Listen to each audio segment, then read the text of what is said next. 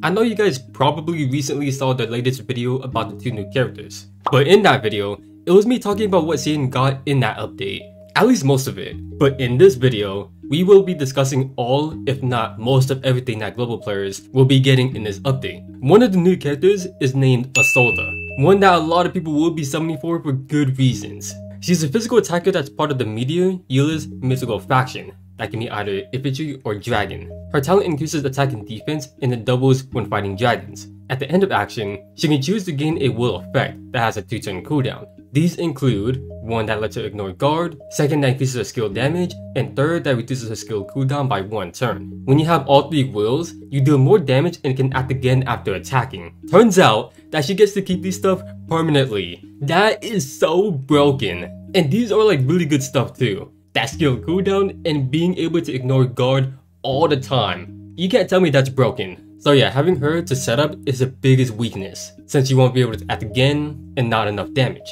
But once you get her going, she's gonna go absolutely crazy. Her 1C gives her debuff immunity and gets a shield that covers 25% of max HP, and also reinforcement for 2 turns when she loses that shield. She can move 4 blocks to attack after using the skill, and buff's duration does not go down. Her survivability with this skill is going to be really good, so you don't really have to worry about taking too much damage. Her 2C, you can choose to release 1 skill based on the will stacks, and the cooldown as well. When she chooses Lonely Brigade, it's going to be a single target that reaches 2 blocks. Its damage is treated as magic and melee soldiers can attack with her. Really nice since you'll be able to ignore guard and then is able to move back safely. Her second talent buff is an AoE that reaches 2 blocks that applies buff block and revive disabled for 2 turns. Then her third talent buff lets her heal 30% HP that's used on herself that reaches 3 blocks around her, which will apply regeneration and damage taken reduction for 2 turns.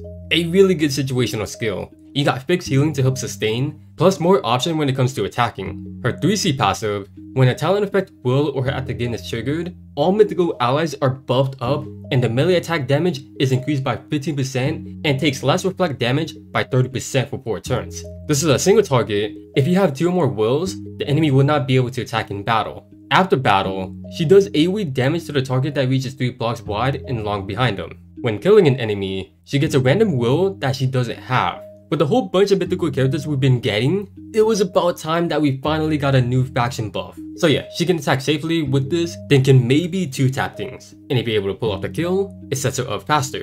And one thing that I didn't see is that whether or not if she's able to get 3 stacks like this and then gets to act again right after, because that would be pretty interesting.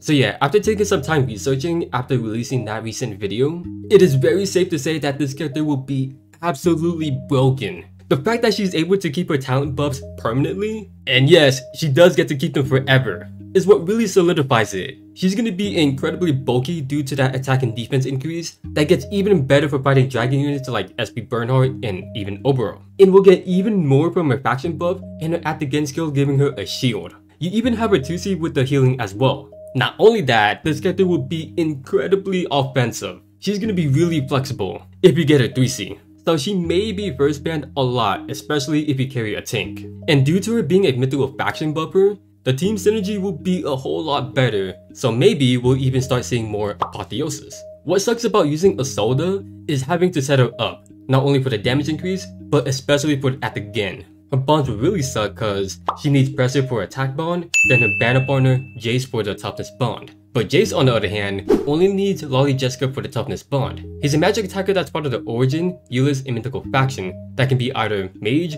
or holy unit. He gets more in at the end of action, gains Arcane Trace on the tile that he's on. This turn has a command that will increase attacking in within 2 blocks that reduces magic defense by 10% for the enemy for 2 turns. After attacking, he'll teleport to it then gets removed. So yeah, this guy is all about hitting and running away. He's one of those characters. One of the most safest characters that you can use. He can attack pretty much with no consequences, as long as you're able to set him up on that first turn. His 2C is an AoE that reaches 5 blocks that has a 3 block radius, which applies a special terrain for 1 turn at the target location. This terrain has a command where if enemies within 2 blocks around it reduces their magic defense by 10%, consumes 1 additional mobility each square when moving outside of a command range, and teleports them to the center of the terrain if they are within command range at the end of action. The range on this is really good. I like it a lot. Plus, you can really cripple the opponents really most effectively if they have like 3 or less mobility. His 1C can cast a special terrain on himself, defensive terrain, or allies that teleports him, and can move 2 blocks to attack, and buffs on him does not go down. With the 5 block range, this skill right here is insane. Cause think of it like this. Let's say that you have his terrain like far away, near his tank or something, right? And let's say the enemies are like not being guarded. So what he can do is that he can teleport quite far to a defensive terrain, snipe them out, then he can teleport all the way back to his terrain near his tank. And then after that, you're pretty much waiting for that teleport skill again to do the same thing. Absolutely busted skill. Finally, with the 3C, its passive increases damage dealt up to 30% for every ally on its arcane tile. This is a single target that reaches 3 blocks and ranged soldiers can attack with them, that does more damage to all types of units except mages. Before battle, if the enemy magic defense is already lowered, then it ignores guard. If the enemy does not die, then they get stunned. I'm also quite glad that he doesn't have his own like range built into his talent. So yeah, having this with the scepter will be like a crazy combination. And add that to the way that he can approach using his teleport. He's going to be an insane character to use. His skills doesn't even have high cooldown as well, so he's going to be quite consistent at what he does. Using his AoE to put some pressure that cripples them, and is the safest way to get that ignored guard with his 3C. By far one of the best hit and run characters. So him with Isolde to buff him up will be a really great team to use together. And the other 3 team members could be something like Wizencio as a healer, Lightbringer as a tank, and then another DPS like Adon Kelmo or something like that. Now that I understand him, he doesn't seem overly complicated that I thought that he was the first time that I read about him.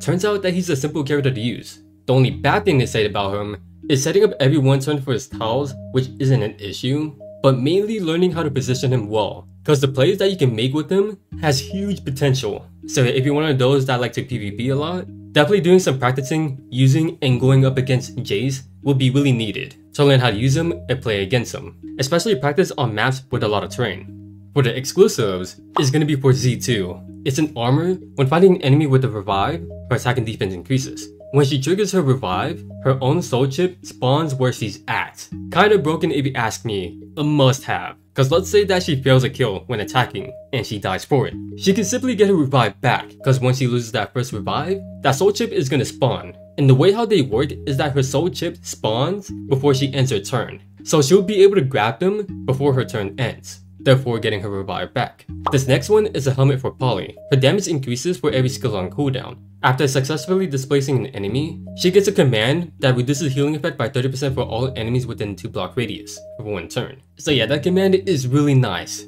It makes healers less efficient to cover for the next follow-up attack. With the casting skills, we got Christaine. She gets more HP and magic defense, which is really nice. After releasing her 3C, she gets both passive, which are Falling Petals and Holy Shield. Really nice to make her a little bit more tankier, plus you do get to carry other skills.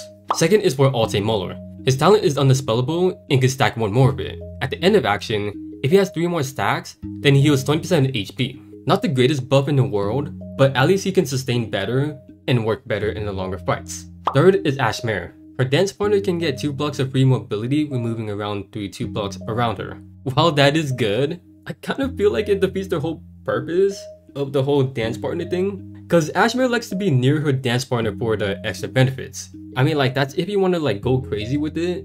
Definitely not saying it's bad by all means. I'm just saying it opens a lot more that kind of defeats the whole purpose of it, if that makes sense. The last one is for Imelda. After using her 3C, she can also apply regeneration and fixed damage immunity for 2 turns. I still feel like this 3C is pretty lame. If it offered like defense or magic defense, or even something like better increase the offensive buffs from that 3C, it would make this buff a lot better. For the interesting banners, there's a raid up for Pressia.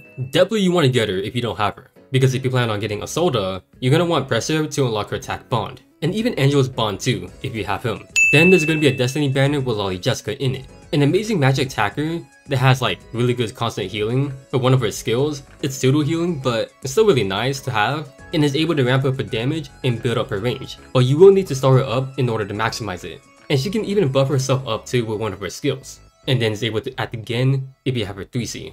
As for the content that Global should be getting in this update, we should be getting Fair Arena, and maybe this farmable event, which I'm not going to say for sure that we're going to get it or not, because it's a Halloween themed event, since this update took place in October in the CN server. So maybe Global will get it out of the way, or maybe they're going to do something else. This Anarchy slot machine reward, we've been getting this so much, so I won't be surprised if we do get it again. Not much it seems like the global will be getting for content, but this is global we're talking about. So there's no doubt there will be more stuff that we'll get. Like maybe we'll get something like a login event, another event like maybe Tower Defense or something like that, and maybe even Gate of Fate as a surprise. Who knows? I can't say for sure 100% of the time when it comes to these content. Global is just weird like that sometimes. With the new skins, we got the Echo Light for Isolde and Jayce, both looking really nice. But I'm really liking Jayce's design a lot more. And this time, I did forget the Apex Arena skin. A Season 16 champion skin for Grenchiel. Season 16 is entering playoffs during this update, or maybe next week. So I don't think that we're gonna get it during this update,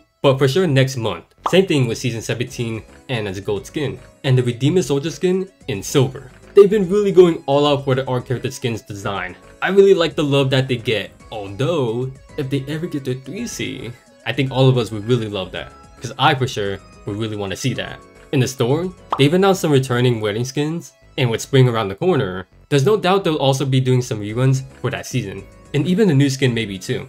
Then finally, a Martial Lauder skin for Leo Beck. This has to be one of his best designs so far, like right next to his gaming skin, although I really like that one a lot more. Alright, so that was everything, if not most of everything that the global side of Langrisser should be getting in this update. Some new stuff may get added, some may not. You guys should know that global likes to do things differently than what we can expect to get.